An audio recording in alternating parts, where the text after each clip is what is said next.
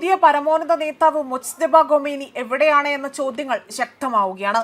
അദൃശ്യമായി ഇരുന്നു കൊണ്ട് ചില സന്ദേശങ്ങളും പ്രസ്താവനകളും മാത്രം പുറത്തുവിടുകയല്ലാതെ തന്നെ യുദ്ധം തുടങ്ങി ഈ നിമിഷം വരെയും അദ്ദേഹം ഒരു പൊതുവേദിയിൽ പോലും പ്രത്യക്ഷപ്പെട്ടിട്ടില്ല എന്നതാണ് യാഥാർത്ഥ്യം.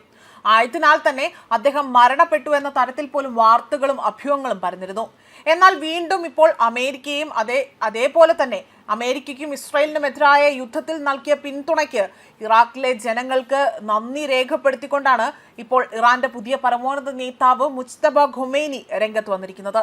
അതായത് പുതിയ സന്ദേശം പുറത്തു വന്നതായി തന്നെയുള്ള വിവരങ്ങൾ പങ്കുവയ്ക്കുകയാണ്. മുജ്തബ രേഖാമൂലമുള്ള സന്ദേശം അയച്ചതായി തന്നെ ഇറാനിയൻ മാധ്യമങ്ങളാണ് റിപ്പോർട്ട് ചെയ്യുന്നത്. മുജ്തബ ജീവിച്ചിരിപ്പുണ്ടോ എന്ന കാര്യത്തിൽ അമേരിക്കൻ പ്രസിഡന്റ് ഡൊണാൾഡ് ട്രംപ് സംശയം പ്രകടിപ്പിച്ചതിന് പിന്നാലെയാണ് ഇത്തരത്തിൽ അദ്ദേഹത്തിന്റെ പുതിയ സന്ദേശം പുറത്തുവരാൻ കാരണമായിരിക്കുന്നതെന്നും വ്യക്തമാകുന്നു. അതേപോലെ ഫെബ്രുവരി 28-ന് യുദ്ധത്തിന്റെ തുടക്കത്തിൽ ഒരു വ്യോമാക്രമണത്തിൽ മരിച്ച ഇറാന്റെ മുൻ പരമോന്നത നേതാവ് അയത്തുള്ള അലി ഖൊമേനിയുടെ മകനാണ് മുജ്തബ ഖൊമേനി. അതേപോലെ പരമോന്നത നേതാവായി തിരഞ്ഞെടുക്കപ്പെട്ടതിന് ശേഷം മുജ്തബ ഖൊമേനി തന്റെ ആദ്യ പ്രസംഗവും പേർഷ്യൻ പുതുവർഷമായ നൗറുസ് സന്ദേശവും പുറത്തിറക്കിയിരുന്നു. മറ്റൊരു പ്രാസംഗികൻ ടെലിവിഷനിലൂടെ വായിച്ച ഈ രണ്ട് പ്രസ്താവനകളും യുദ്ധത്തിൽ വിജയം നേടുമെന്ന് പ്രഖ്യാപനം വരികയായിരുന്നു. ഔദ്യോഗിക ചാനലുകൾ വഴി മാത്രം ആശയവിനിമയം നടത്തിക്കൊണ്ട് പുതിയ നേതാവിന്റെ ആരോഗ്യനിലയെയും പ്രവർത്തനങ്ങളെയും സംബന്ധിച്ച് ഇപ്പോഴും പല ദുരൂഹതകളും നിലനിൽക്കുന്നുണ്ട്. ഇറാനിലെ സ്റ്റേറ്റ് മീഡിയ മുജ്തബ ഖൊമേനിയുടെ ചിത്രങ്ങൾ പതിവായി തന്നെ പ്രസിദ്ധീകരിക്കുന്നുണ്ടെങ്കിൽ പോലും അവ പുതിയതാണ് എന്ന സൂചനകളൊന്നും തന്നെ ഇതുവരെയും നൽകാൻ സാധിച്ചിട്ടില്ല. കൂടാതെ തന്നെ അദ്ദേഹത്തിന് സ്വന്തമായ ഔദ്യോഗിക ടെലഗ്രാം എക്സ് അക്കൗണ്ടുകളുണ്ട്. ഇറാനുമായുള്ള ചർച്ചകളിൽ വാഷിംഗ്ടൺ ഒരു ഉന്നത വ്യക്തിയുമായാണ് ഇടപഴകുന്നതെന്ന് US പ്രസിഡന്റ് ഡൊണാൾഡ് ട്രംപ് കഴിഞ്ഞ ആഴ്ചയാണ് പറഞ്ഞത്. എന്നാൽ ഇത് പരമോന്നത നേതാവല്ല എന്നും അദ്ദേഹം വ്യക്തമാക്കിയിരുന്നു. നമ്മൾ ആ മകനിൽ നിന്നൊന്നും കേട്ടിട്ടില്ല, അദ്ദേഹം ജീവനോടെ ഉണ്ടോ എന്ന് നമുക്ക് അറിയില്ല എന്നതായിരുന്നു ട്രംപ് പറഞ്ഞത്. 1979 ഇസ്ലാമിക വിപ്ലവത്തിന് ശേഷം തന്റെ പിതാവിന്റെയും വിപ്ലവ സ്ഥാപകനായിട്ടുള്ള റുഹുള്ള ഖൊമേനിയുടെയും പിൻഗാമിയായി വരുന്ന മൂന്നാമത്തെ പരമോന്നത നേതാവാണ് മുജ്തബ ഖൊമേനി.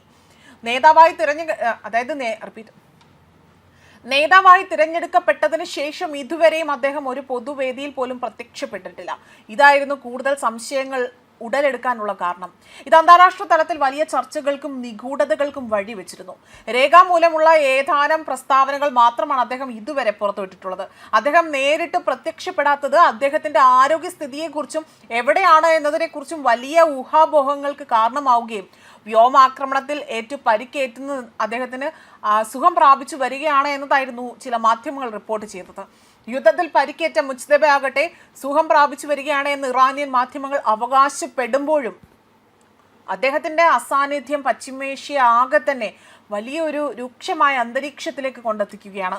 തന്റെ സന്ദേശത്തിൽ ഇറാനെതിരെയുള്ള ആക്രമണങ്ങൾക്കെതിരെ വ്യക്തമായ നിലപാട് സ്വീകരിച്ചതും നമ്മുടെ രാജ്യത്തിന് പിന്തുണ നൽകിയതിലും പരമോന്നത മത നേതൃത്വത്തിനും ഇറാഖിലെ ജനങ്ങൾക്കും ഖൊമേനി നന്ദി അറിയിച്ചുകൊണ്ടാണ് പുതിയ സന്ദേശം പുറത്തുവിട്ടിരിക്കുന്നത്.